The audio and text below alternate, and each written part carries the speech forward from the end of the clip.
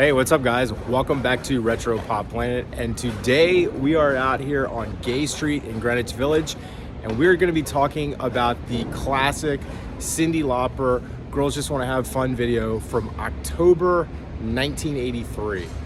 She's So Unusual is the debut album from Cyndi Lauper, released on October 14th, 1983. The album was recorded at the record plant in New York City from May through August of that year. The album earned Lauper her first Grammy for Best New Artist and produced 4 top 5 hits: Girls Just Want to Have Fun, Time After Time, She Bop, and All Through the Night. The song was written by rock musician Robert Hazard in 1979. He performed it numerous times over the years, and when it was first offered to Lauper for the album, she rejected it.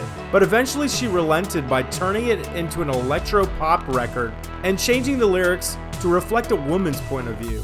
It was released as a single later that year, accompanied by a music video on MTV. The music video was directed by Ed Griles and filmed for only $35,000, basically peanuts. Most of the actors worked for free. The mom portrayed in the video was actually Lauper's mom, Katrine.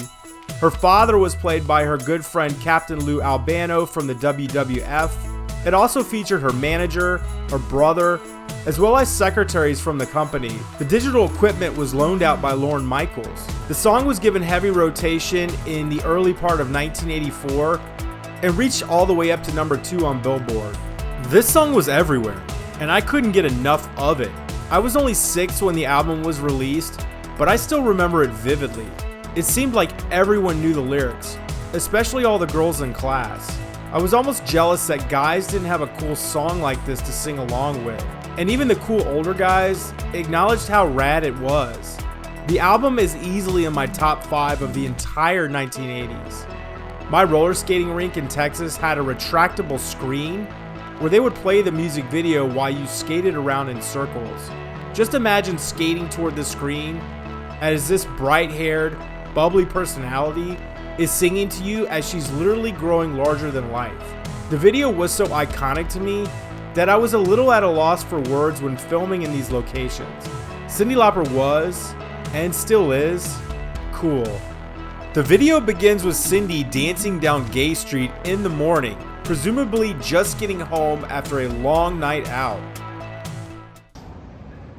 This is an historic street, and if it weren't for the construction, it would be as quiet as a film set. You can still match up all of the row house entryways that she dances along.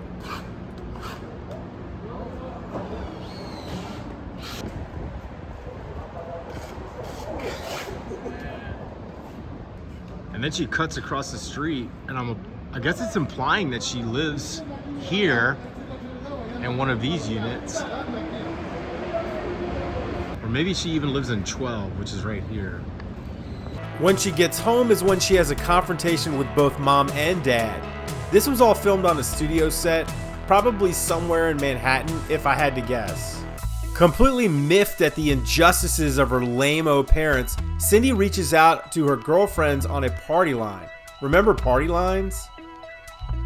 Presumably they're all just getting home from the long night out as well, but Cyndi is a great motivator, so they all take to the streets once more. One prominent transition is when she's watching The Hunchback of Notre Dame. Quasimodo is rescuing Esmeralda, implying that she even needs to be rescued. Cyndi knows she can take care of herself. I spent a lot of time trying to pinpoint where the next street scene takes place. Analyzing the buildings, putting them through Google AI detection. I even asked a friend that grew up in Manhattan, but I was coming up empty. My friend thinks it's probably somewhere in St. Mark's Place in the Village, and I'd have to agree. He said in the 80s there was a lot of gentrification of this neighborhood, as evidenced by the construction workers in this scene. I even looked up this truck's logo for Arthur F. Duffy Inc. It was a furniture business based in New Jersey, since closed, and this had to have just been a delivery truck. Here's a look around Bleecker Street, not far from St. Mark's Place. In the next scene, the girls are dancing up a subway station entrance. This location took a lot of research to find, but I pinpointed it as the Christopher Street Stonewall Station at 75 Christopher Street. The stairwell you're looking for is adjacent to the CVS pharmacy.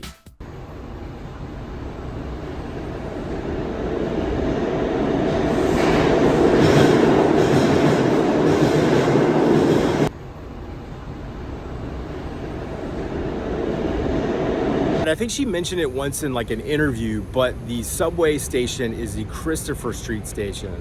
I'm assuming the video was shot guerrilla style, judging by all of the expressions on the faces of all the bystanders. Cyndi would have been relatively unknown at this point. The next two locations are very far apart.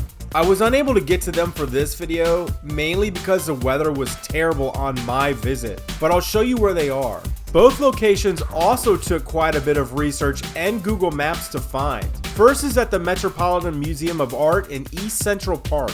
They're dancing in front of the 6th column from the right, adjacent to the front entrance. I believe this scene also takes place there, judging from the modern chairs.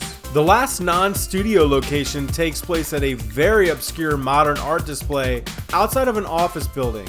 This is the Water Street sculpture at 125 Water Street. And after all of these years, it is still there. The song ends with a take on the famous Marx Brothers stateroom scene from 1935's A Night at the Opera, with the entire cast of the music video piling into a room and dancing as the video fades to black. Before we close this video, I have one more cool thing to show you. A few years ago, I went to the opening of Entertainment Nation at the Smithsonian Museum of Natural History in Washington, D.C. I made a YouTube short, but I need to go back to do a long form video. Inside one of the display cases, they have the dress that Cyndi wore for the cover of She's So Unusual. Awesome, right? Alright guys, thanks for watching. If you like this video, please give it a like. Please feel free to hit that subscribe button, and I'll see you guys in the next video.